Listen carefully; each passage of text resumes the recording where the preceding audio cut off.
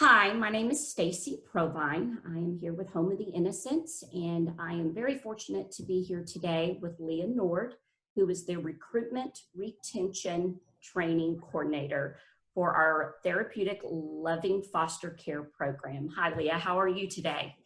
Hi, Stacy. I'm doing well. Thank you for asking. Great.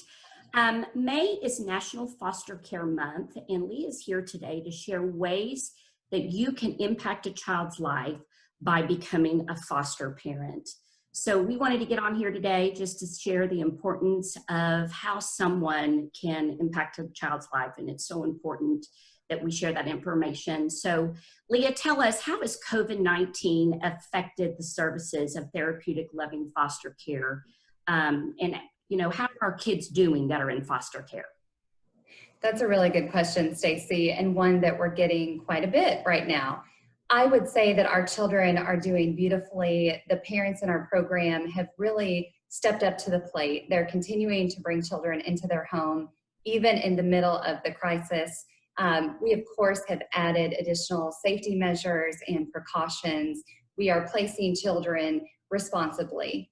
So we're doing so in an intentional way and following the guidelines that the larger organization, Home of the Innocents, has put in front of us. But as a whole, I would say that folks are jumping on board and everyone's been along for the ride. Nothing has slowed down in the world of foster care.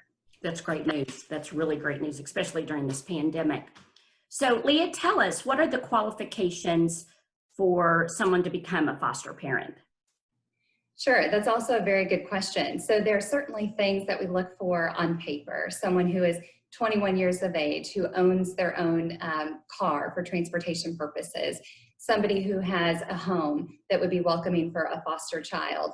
But outside of that, Stacy, we really look for qualities in an individual, somebody who can come to the table with a great deal of empathy and compassion, a parent who is willing to sort of change things up, to be flexible, willing to do things a different way than they've been doing maybe in the past. We also look for parents who have a general understanding for trauma and what that looks like in our kids. And if they come to the table and understanding trauma, learning about trauma is new for them, then we would hope that they have a willingness to really put on that trauma-informed lens and approach parenting in the world of foster care, keeping in mind that our kids are walking through trauma and it's showing itself in all different stages of development and learning and our kids' ability to form relationships. That's great, Leah. So tell me, what do you think sets our foster program, how does it separate from other programs in the States? So when you think about Therapeutic Loving Foster Care and how we're doing things a little bit differently, I would say for our program, it really comes down to support. So both initial support that we're providing parents as they're getting up and going, as well as the ongoing support that parents receive once they are enrolled in the program. This shows itself in a variety of ways. We hold a monthly support group. Support group is an opportunity for parents to come together to really join in community, to share a meal, to share conversations, to hear how things are going at another foster home, what's working, what's not working, really a space for parents to get feedback and advice from those that are walking a similar road. We also provide an on-call support phone. This is a 24-hour day, 7 days a week number that parents can reach out to if they're needing advice, navigating a particular situation.